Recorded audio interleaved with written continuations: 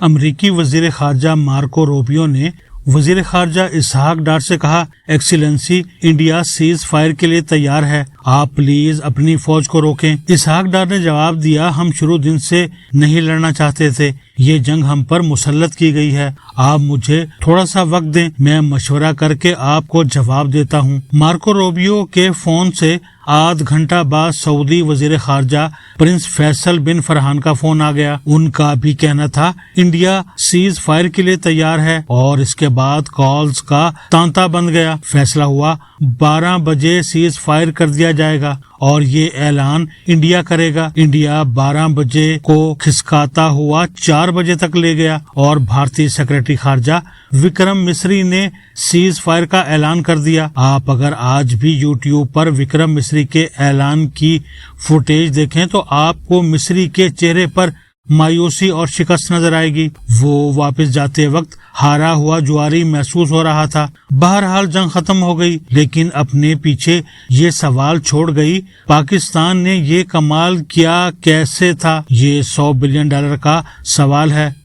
آپ بھی ذرا سوچئے، پاکستان کا دفاعی بجٹ $8 بلین اور بھارت کا $80 بلین۔ پاکستان کا کل بجٹ $62 بلین اور بھارت کا بجٹ $600 بلین۔ بھارت کے فارن ریزروز $702 بلین اور پاکستان کے کھاتے میں صرف $15 بلین۔ بھارت کی فوج پاکستانی فوج سے 4 گنا اور ایئر فورس 5 گنا، اور پاکستان تنہا اور بھارت کے ساتھ ساری دنیا۔ کیا پھر یہ کمال نہیں تھا؟ جی ہاں، یہ اللہ تعالیٰ کا خاص فضل اور پاک فضائیہ اور فوج کا اس کی ذات پر ایمان کا نتیجہ تھا۔ پاکستان نے یہ کمال کیسے کیا؟ میں اس طرف آنے سے قبل آپ کو ایک دلچسپ حقیقت بھی بتاتا چلوں۔ پاکستان دنیا کا واحد ملک ہے جس نے 80 برس میں 4 سپر پاورز کے ساتھ کام کیا۔ برطانیہ پہلی سپر پاور تھی، اس نے 2 عالمی جنگیں لڑیں۔ ان جنگوں میں آج کے پاکستان کے جوان اور افسر شامل تھے۔ ان کی ٹریننگ دنیا کی بہترین برٹش فوج نے کی تھی۔ ٹریننگ کی یہ روایات آج تک فوج میں موجود ہیں۔ قیام پاکستان کے بعد پاک فوج نے امریکی اکیڈمیز میں ٹریننگ لی۔ ہماری SSG امریکہ نے بنائی تھی۔ 1980 کی دہائی میں پاک فوج USSR کے ساتھ لڑتی رہی۔ یہ جنگ امریکہ، یورپی اتحادیوں اور عربوں کی مدد سے لڑی گئی اور یہ پاکستان نے جیتی بھی۔ 9/11 کے بعد پاکستان نے دوبارہ امریکہ کے ساتھ مل کر دہشت گردی کے خلاف جنگ لڑی اور یہ 25 سال بعد بھی جاری ہے۔ چین دنیا کی نئی سپر پاور ہے اور ہم 75 برسوں سے اس کے اتحادی ہیں اور ہم کسی بھی مرحلے پر چین سے دور نہیں ہوئے۔ لہٰذا برطانیہ، روس، امریکہ اور چین، ان 4 بڑی طاقتوں کی سنگت نے پاکستان اور فوج دونوں میں ایک خاص ذہانت پیدا کر دی ہے۔ ہم گھبراتے نہیں ہیں، جبکہ بھارتی فوج کا تجربہ نہ ہونے کے برابر ہے۔ ان کی چین سے ہلکی پھلکی لڑائی ہوئی یا 1971 میں اس نے مشرقی پاکستان کی دوری کا فائدہ اٹھایا اور بس۔ پاک فوج 25 برس سے دہشت گردی کی وجہ سے حالت جنگ میں بھی ہے۔ اب تک اس کے 10,000 جوان اور افسر شہید ہو چکے ہیں اور یہ اس نوعیت کی جنگ میں دنیا میں سب سے بڑی قربانی ہے۔ دوسرا فیکٹر ایئر فورس ہے۔ پاکستان نے 7 جون 1981 کو اسرائیل کے ہاتھوں عراقی ایٹمی ری ایکٹر کی تباہی سے 2 سبق سیکھے۔ پہلا، جلد سے جلد ایٹمی پاور بننا، اور دوسرا، جنگی میدان زمین کے بجائے فضا ہوگا۔ چنانچہ پاکستان کسی بھی حالت میں ان دونوں سے غافل نہیں ہوا۔ انڈیا نے فروری 2019 اور ونگ کمانڈر ابھینندن کی گرفتاری کے بعد $7.4 بلین میں دنیا کے سب سے محفوظ اور جدید طیارے رافیل خرید لیے۔ ان کے پاس 36 رافیل تھے۔ پاکستان نے فوری طور پر چین سے J-10 طیارے لے لیے۔ J-10 اور رافیل کے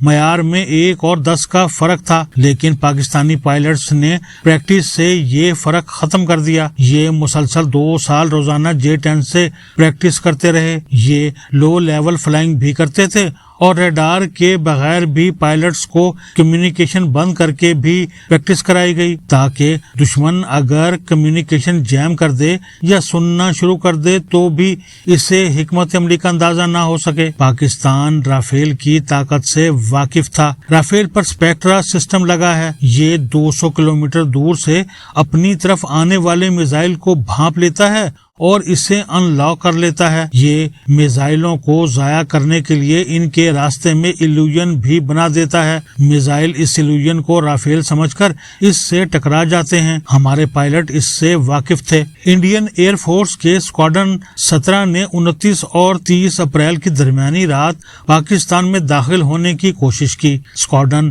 امبالہ سے اڑا اور اس میں 16 رافیل طیارے تھے۔ حملے کے دوران میراج اور روسی طیارے SU-30 بھی شامل ہوئے۔ پاکستان نے ان کے سگنل جام کر دیے اور یہ پریشان ہو کر واپس چلے گئے۔ بھارت کا سب سے بڑا اور جدید ایئر بیس مغربی بنگال میں بھوٹان کی سرحد کے قریب ہاسی مارا میں ہے۔ وہاں رافیل طیاروں کا اسکواڈرن 101 ہے۔ یہ ان کا ایکسیلنس ٹریننگ سینٹر ہے۔ انڈیا 29 اپریل کی ناکامی کے بعد اسکواڈرن 101 کو میدان میں اتارنے پر مجبور ہو گیا اور یہ 20 رافیل طیاروں کے ساتھ 6 مئی کو پاکستان کی سرحد پر آ گیا۔ پاکستان یہی چاہتا تھا۔ پاک ایئر فورس نے تھکا دینے والی نفسیاتی جنگ کے ذریعے انڈیا کو اسکواڈرن 101 سرحد پر لانے پر مجبور کر دیا تھا۔ یوں 6 اور 7 مئی کی درمیانی رات بھارت 72 جہاز فضا میں لے آیا۔ یہ 8 طیاروں کی 9 فارمیشنز تھیں۔ ہر فارمیشن میں 4 SU-30، 2 میراج 2000 اور درمیان میں 2 رافیل طیارے تھے۔ گویا 6 جہاز 2 رافیل طیاروں کی حفاظت کر رہے تھے۔ ان طیاروں نے رات 12:30 بجے حملہ شروع کر دیا۔ پاکستان کے 42 طیارے ہوا میں تھے۔ حملے کی اطلاع ملتے ہی air chief marshal Zaheer Ahmed Babar نے اپنے پائلٹس کو 2 بار حکم دیا، کل دیم۔ جنگ میں ہمیشہ 2 فورسز ہوتی ہیں، حملہ آور اور دفاعی۔ پہلی فورس یعنی حملہ آور اپنے وقت کا فیصلہ خود کرتی ہے، جبکہ دفاعی فورس کو 24 گھنٹے ایکٹیو رہنا پڑتا ہے۔ تاہم اسے دفاع سے حملہ آور بننے کے لیے ذرا سا وقت چاہیے ہوتا ہے۔ لیکن آپ پاکستانی پائلٹس کا کمال دیکھیے، انہیں ڈیفنس سے افینس موڈ میں آتے چند منٹ لگے۔ پاکستان نے پہلے بھارتی ریڈار سے طیاروں کا رابطہ ختم کیا اور پھر ان کا سیٹلائٹ سے رابطہ توڑ دیا۔ آخر میں طیاروں کا طیاروں سے رابطہ رہ گیا۔ پاکستان نے یہ جان بوجھ کر ختم نہیں کیا تاکہ یہ اعتماد سے آگے بڑھتے رہیں۔ پاکستانی طیارے نچلی پرواز کرتے ہوئے ان کے قریب پہنچے اور پاکستانی پائلٹس نے میزائلوں کا ریڈار سسٹم ایکٹیو کیے بغیر رافیل طیاروں کا نشانہ لے لیا۔ میزائلوں کے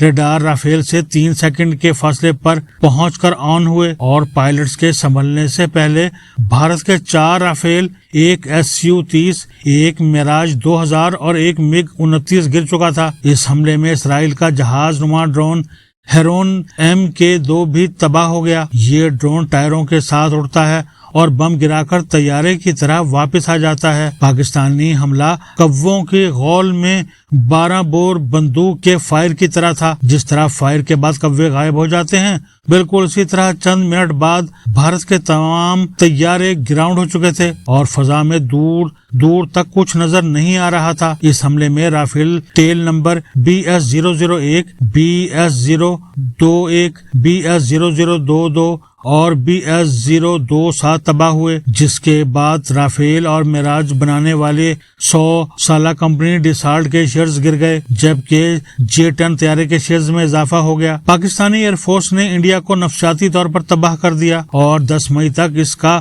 کوئی جنگی جہاز فضا میں نہیں اڑا۔ ان کے پائلٹس کا اعتماد ختم ہو گیا تھا، ان کے دماغ میں خوف بیٹھ گیا تھا۔ ہم اگر اڑے تو پاکستان ہماری کمیونیکیشن جام کر کے ہمیں شوٹ کر دے گا۔ پاکستان کی کارکردگی نے دنیا کو حیران کر دیا، چنانچہ اس نے ہمیں مزید حملوں سے روکنے پر کمر کس لی۔ لیکن پاکستان نے صاف اعلان کر دیا، بھارت نے ہمارے شہروں پر حملہ کیا جس میں 31 لوگ شہید ہوئے، ہم اس کا ہر صورت بدلہ لیں گے۔ بھارتی ایئر فورس بری طرح ناکام ہوئی تھی، چنانچہ بھارت نے ہزیمت کا بدلہ لینے کے لیے 8 اور 9 مئی کو پاکستان پر اسرائیلی ڈرونز اور برہموس میزائلوں سے حملہ کر دیا۔ نور خان ایئر بیس پر 2 میزائل داغے گئے۔ شورکوٹ اور مرید بیس پر بھی برہموس داغے گئے، جن کے بعد پاکستان نے ہر صورت بدلہ لینا تھا، اور پھر 10 مئی کی صبح فجر کی نماز کے بعد 5 بجے پاکستان نے حملہ شروع کر دیا۔ یہ ایئر فورس اور پاک فوج کا مشترکہ حملہ تھا، اور